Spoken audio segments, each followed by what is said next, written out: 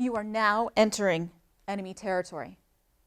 These are the words that jolted me as we were flying over Afghanistan.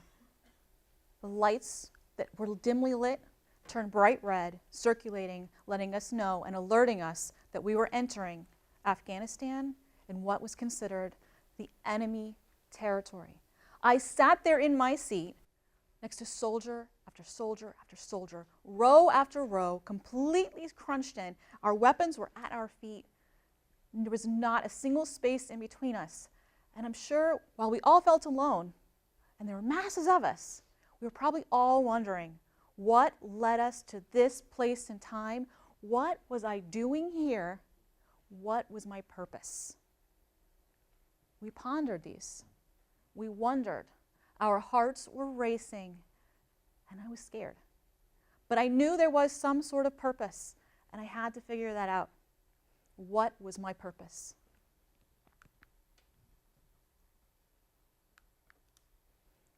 I'm a social scientist. Yes, a social scientist. I try and ponder the deeper questions in life. I think about attitude and behavioral change. It's a scholarly study of what makes up your attitude, how are you going to be able to predict your behavior, and also things like, what is your purpose in life? How are you going to move forward? And these are the things that I pondered my entire life.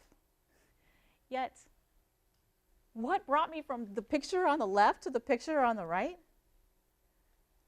I'm just like you. I am like you. I'm not some adrenaline junkie.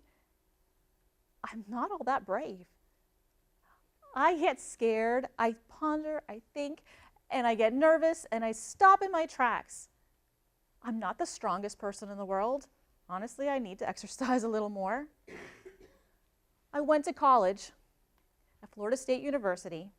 When I graduated, I still wanted to make that difference. I had that glow in my eye, and I wanted to change the world for the better. I wanted to do something big with my life and to make that difference. I ended up doing a few different jobs.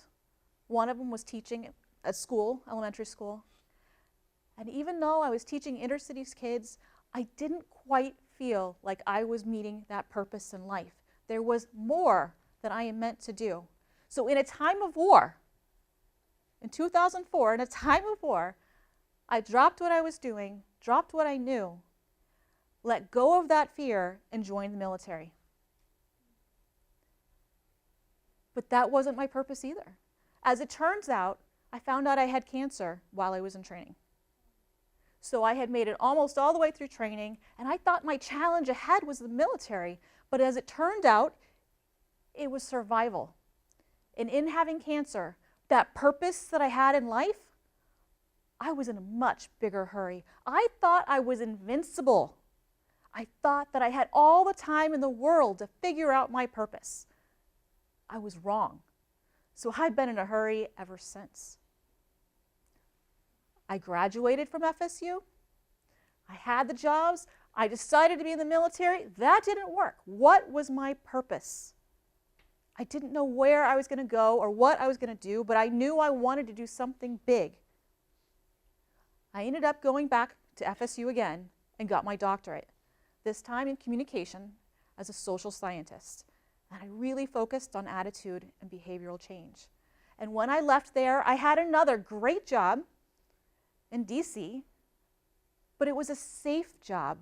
I was sitting there behind a desk reading about the things that other people were doing.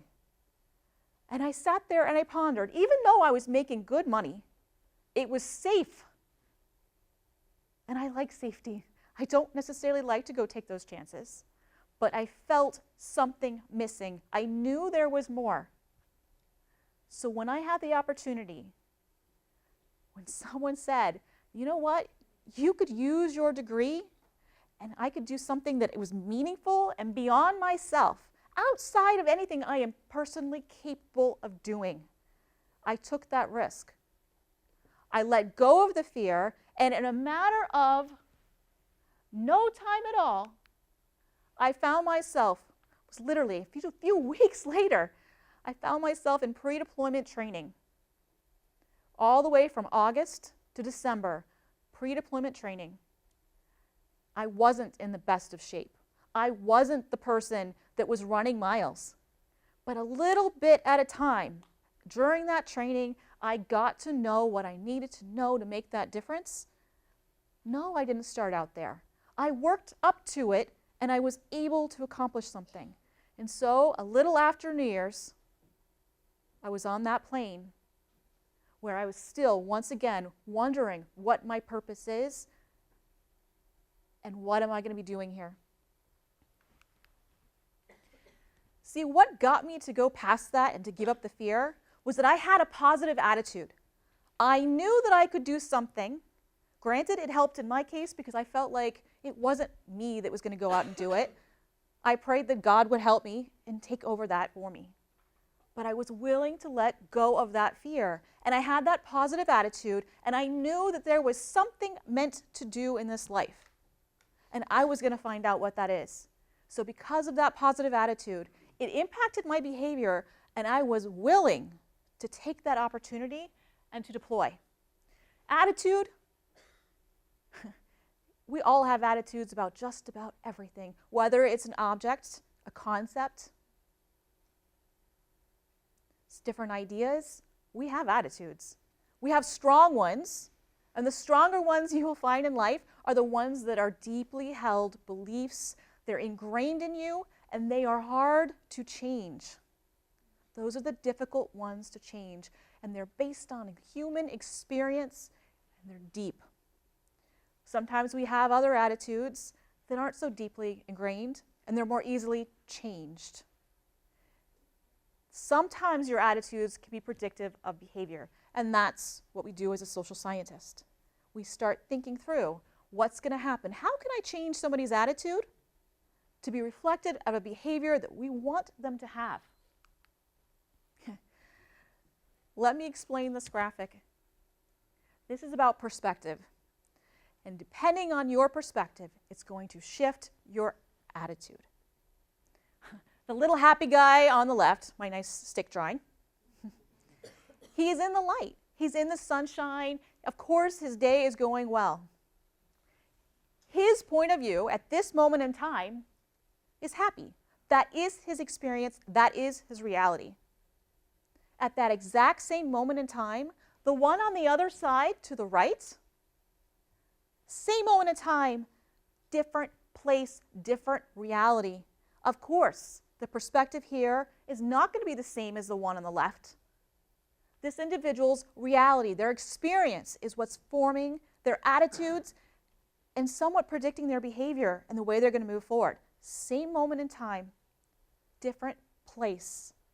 And that's where we are all at different points in our lives. Some attitudes towards our behaviors, we might have a really great idea, we want to do this, but we don't think we're capable. Maybe it's really unrealistic. Other things are extremely realistic. It's something you know you can do. But typically, when you believe you can do something, you can do it. You've probably all heard of the self-fulfilling prophecy, or perceived behavioral control, as we say in social science speak. If you think you can do it, or if you have self-doubt, you are probably going to create that experience for yourself. So you have to actually have those experiences, push yourself. Like I said, I wasn't in the best of shape when I first deployed, or when I first joined up to do that. So I had to run mile after mile after mile to build that up.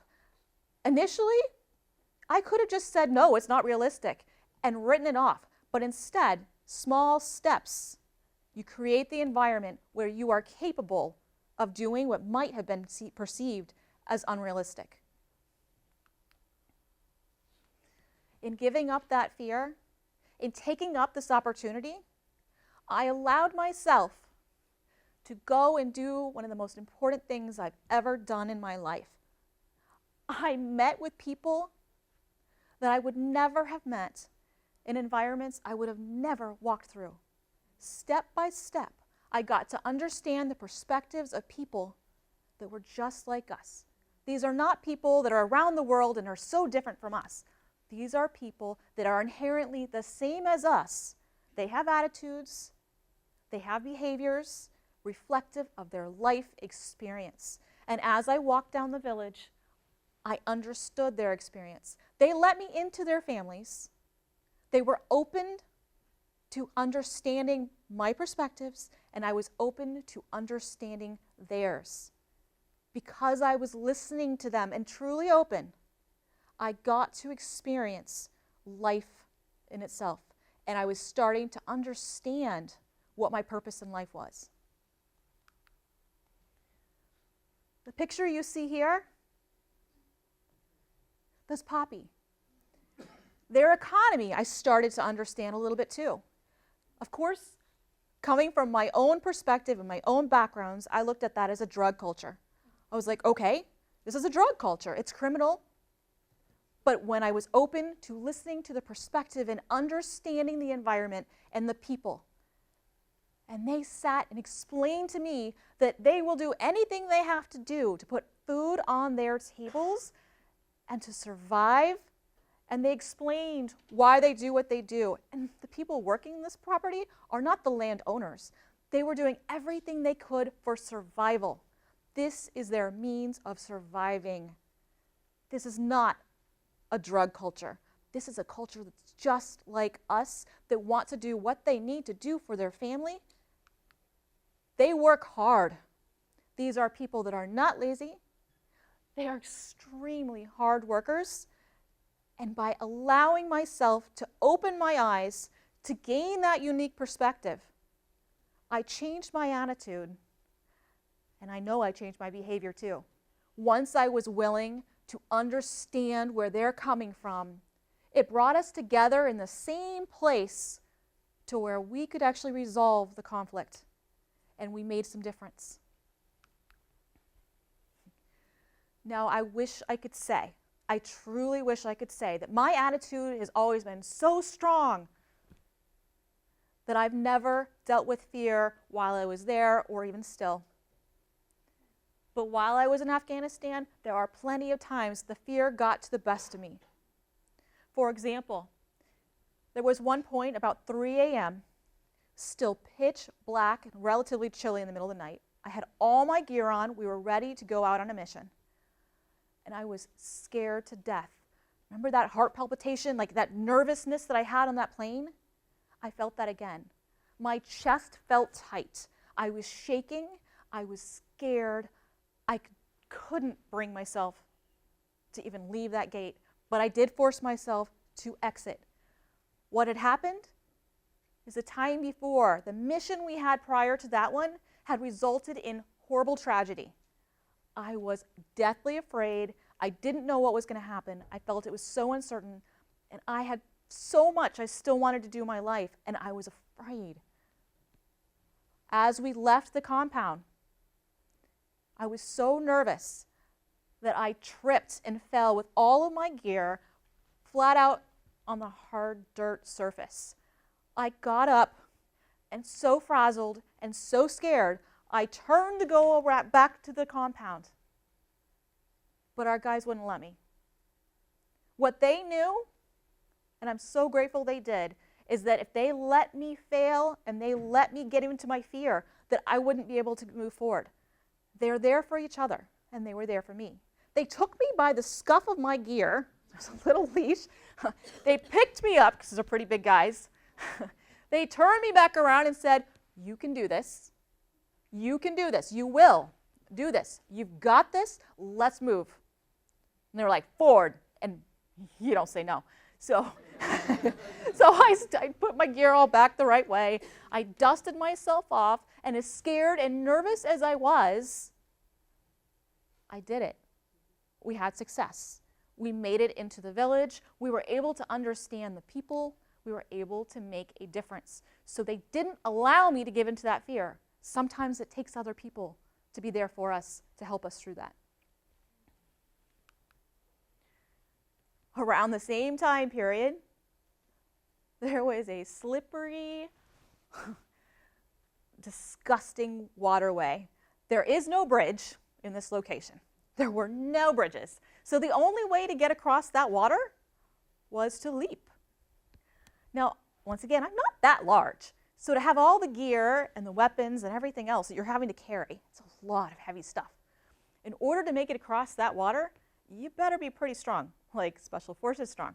Well, I could have done it. I decided, okay, we're going. I'm certainly not going to be left behind. No, no. So I decided, okay, I'm going to do this. I set myself up. I gave myself that running start because I knew I was going to need it. And just as I was ready to lift off, I hindered. I stopped in my tracks and slid right into this water. Now, this just isn't any water. This is the water that they use as their sewage system, that they happen to also bathe in, that they clean animal entrails in. It's their only water supply that goes through the village. So yes, I slid right on into it. But I'll tell you, I learned about hindering and questioning yourself. I questioned whether I could do it, and so I couldn't. I wasn't able to. I landed straight in it. Well, we had to go across this exact same path several other times. More like this exist. And I learned something. I learned that if I believed in myself enough, that I was going to be able to make it completely across. And I never fell in the water again. So sometimes it's those little steps you've got to take to get somewhere. You've got to keep that movement.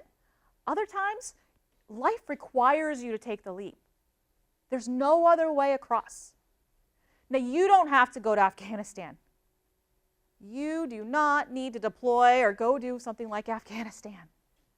You can if you want. But here's the thing. You and me, we're all similar. We all have a path. We are all on a journey seeking a path. But it's up to you to find the opportunity to do that. When something arises, jump on it, let go of your fear, have a positive attitude, and allow yourself to at least take those tiny steps and take the leaps when you need to. In close, I hope you've learned a little bit about the attitude that you need, about when your attitudes can be a little more predictive of your behavior, and how your belief is going to make it either work or not. How fear can take everything away from you.